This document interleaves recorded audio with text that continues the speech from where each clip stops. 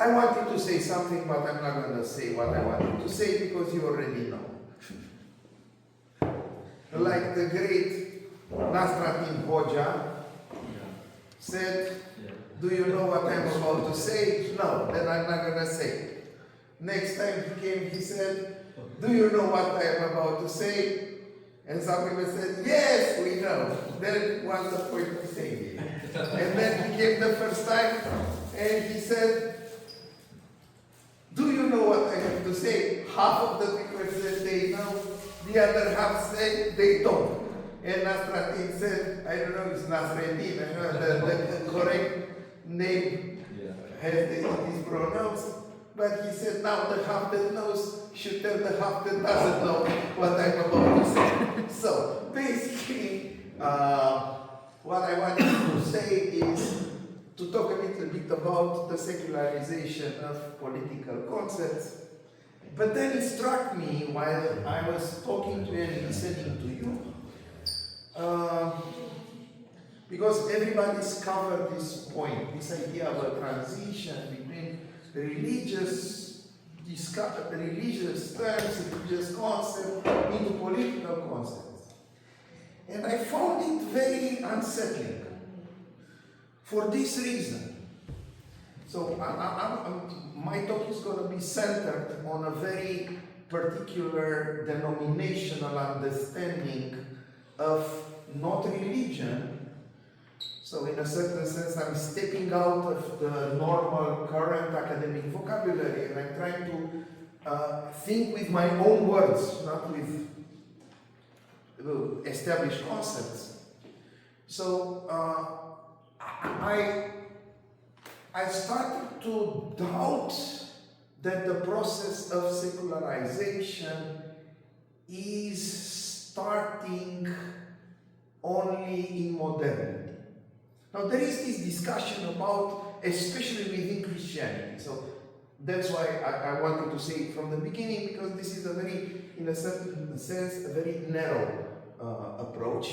But I will show you why it is important. So there are scholars who say that, you know, the seeds of secularization are already embedded in the Christian belief. And they start with this moment. You all know Jesus Christ is presented with some money and he's asked to pay the taxes. And it is a trick question, it is a trap. He's asked, Rabbi, do we have to pay taxes? And he says, with what do you have to pay taxes? Because taxes is money.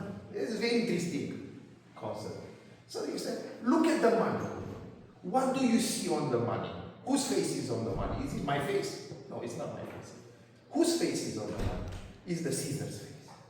And then he famously says, give to the Caesar what belongs to the Caesar, and to God what belongs to God. But then, as a Christian, what belongs to God exactly? What part of my life belongs to God, and what part of my life belongs to Caesar? Yeah? And do they overlap? Do they run against each other? Do they run in parallel? What's the architecture about this relationship? Now, this is a very interesting relationship if you understand a little bit. That's why I pointed out that I'm going to speak within the Christian understanding. Yeah? So, why is Jesus Christ coming? Because people didn't understand what was all about. What was all about? But what was all about is that they stopped listening to God. That's the problem. That's why you have prophets, you have people like that. And what exactly? Why weren't they listening to God? Okay, we know Adam, the temptation, we know, all the patriarchs. But then we have this moment which is very important for everybody in the room, Abraham. And I found out today from my colleagues that this is the feast of Abraham, the sacrifice of Abraham. Yeah? So Abraham is God. And then God says something to Abraham which is very interesting. Give me a sacrifice. Bring me a sacrifice. No? What's the term? Give me a sacrifice. Bring me a sacrifice. And Abraham says, but how should I do it? And then God says something to Abraham, which is very, very, very important from my point of view. He says, go and build a hill out of stones that are not touched by human hand. You know? So build me a temple, build me something, but don't build me something, because I already did it. So within the order that you perceive as done, reconstruct this order according to my order. So there is an order that God, in which God created the world, and asks Abraham to reconnect with him. The Latin word of religion is reconnection, religare. To reconnect with him to this thing, to come back to a certain type of order. And he's the only one who does it. All the others are not doing this. You see the history of Jewish people. Yeah? They are not run by kings. They are run by prophets. They are run by judges. Yeah? And they become dissatisfied with the prophets and the judges. And I think to Zacharias, they come to say, your children are not following your rules. We want a king like everybody else. And if you read carefully, they say, why do you want a king? Because we want to do what the other people are doing with kings. What they are doing? Looting. This is what they are doing. You know, they are taking, they go and they are looting the other people. Say, no, we don't want to be run by you. You are nice, we love you, but your children are not nice, they are corrupt. We want a king. And Zacharias, I think he goes back to God and says, oh, sorry God, I'm not good, I didn't do the right thing. God says, no, you did the right thing. The problem is that they don't want to follow me. They don't want to follow me. They want to follow themselves. Yeah, they don't want me to be their ruler. They want to do whatever they please. And he goes back with this famous text, go back to them and tell them. They want a king. Okay, I'm going to tell them what the king is. The king is going to take your daughters, take your sons, take your land, take your animals, take everything he wants, and do with them whatever he pleases. Do you want that? And they were thinking, yeah, but someone is going to give it to us. He said, yes, we want king. And then God said, okay, give them a king. I don't care. If this is what they understood from my relationship with them, give them a king. Now, that's a very interesting stuff. So from the beginning, God says, my ways are not your ways. My thinking is not your thinking. Don't impose your thinking on me, because I'm completely different from you. Now, this goes very interesting on this idea that, in a certain sense, if God has a different way of conceiving order, and especially he tells his apostles when they are together and he's washing their feet. It's very interesting to see. So they're together, he's the boss, and the boss comes and washes the feet. If I said, you washing my feet, I'm not worthy of being in the same room with you. He says, no, you don't understand. This is my order. You are now switching to a different order, which is not human's order. It's not the general order. It's not the order that we know. It's a different type of order. And in this different type of order, it's the opposite of the order that you are experiencing. I mean, the most powerful have to take care of the weak. You know? It's the other way. It's not power that counts. It's something else that counts. We don't know why God is doing this, because he has his thoughts, we have ours. It doesn't matter. But what's interesting is, I'm talking about how this transition goes from religion to politics. The problem is that it's not a secularization. I mean, secular, what does it mean? Secular means word. Yes. The word. Yes. Secular. It means you know, you take something that comes from God and you put it into the world and you adjust it. No, the problem is not with politics. The problem is with religion. Because it is there that the secularization started, when instead of looking for and searching for God's order, we are trying to mimic the political order. So the process is very interesting. It's not that politics takes concepts from the church and then voids the concept out of the religious content and then takes only the shell and uses it as it pleases. No, it was the church who converted political ideas into religious concepts. And for some time it worked, and then it didn't work. Why it didn't work, that's another discussion. But I think that that's the key of understanding the problem. So the problem is not that, it's Carl Schmitt that's saying, well, the real sovereignty is like the sovereign has the right to decide in the case of the exception. Somehow we're thinking about the sovereign as Deus ex machina. He has this power. No. The problem was that we thought that God has this kind of sovereignty that resemble the king's sovereignty or the emperor's sovereignty. And since some of us still go to this place called the church, we have an icon with Christ as emperor. So Christ sits on the throne, which is the throne from Pope Caput. Maybe. So it is exactly the throne of Pope Caput. When we have Christ as the emperor, sitting on the throne, you look at the throne behind him. It's exactly the same model as in Pope Caput. So it's not that the Sultan, the Caliph, the emperor is mimicking God.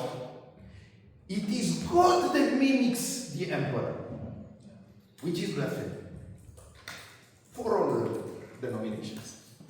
You see?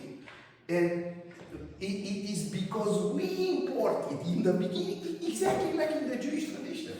Now, the Jews wanted to import a system of organizing authority that was not divine. It's a human device. Kings, chiefs, chieftains, whatever. See, they wanted to import it, and God said, don't do it. I have something else for you. And they insisted on doing this.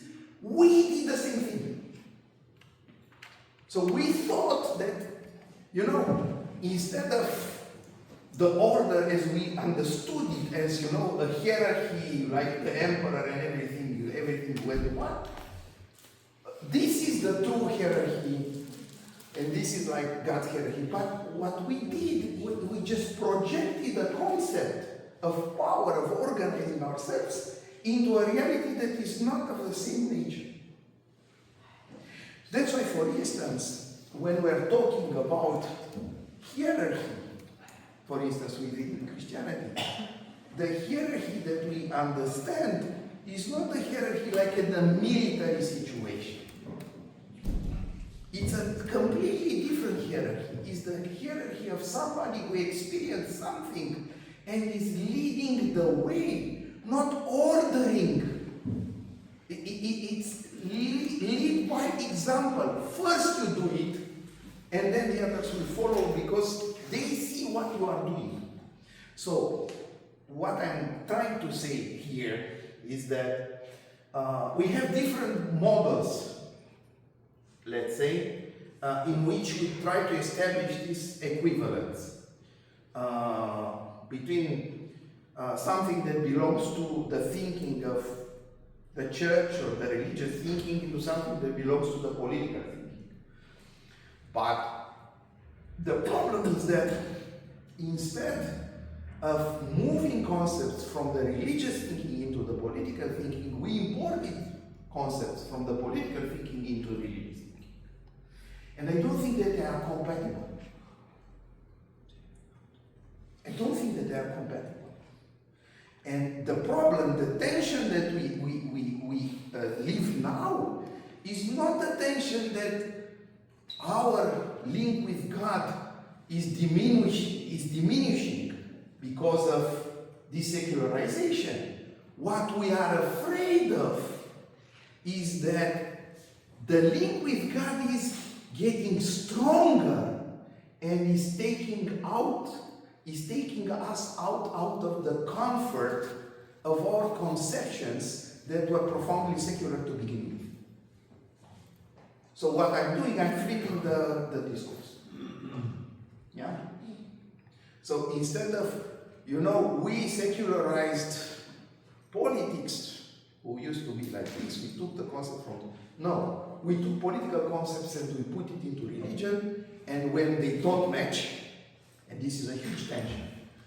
For instance, one of the examples is this. You see it better, I think, in the Roman Catholic Church, this tendency, than in the Orthodox. Because in the Orthodox, we kind of eluded this debate. Mainly because our hierarchy withdrew from any political. They couldn't do it. They had the emperor on top of them in Byzantium, and they couldn't make many political moves. Yeah?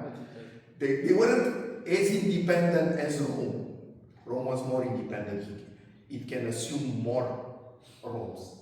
But once you start doing worldly administration, the logic of the world becomes connected with you. Yeah? Now, I'm not advocating saying, okay, let's do like what the mystics were doing in the Paterico. Yeah? Partly because I don't know how this would work.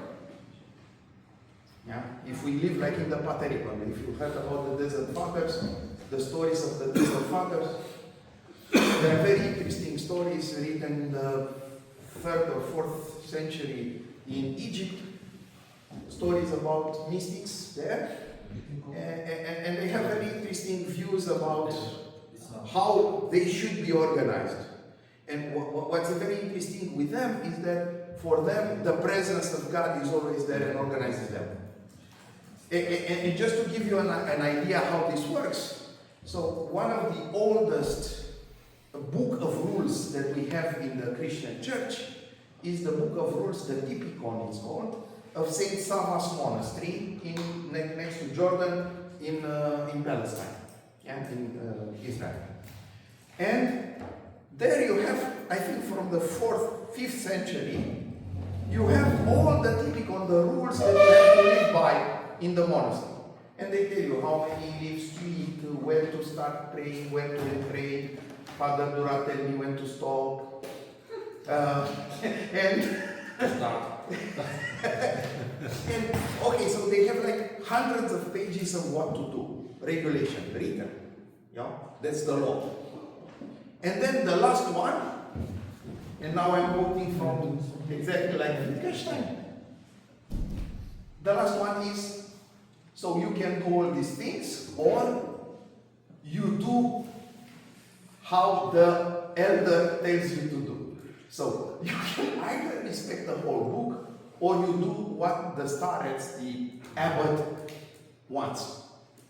And I think this is the key to understanding the real relation between these two ways of living in the world.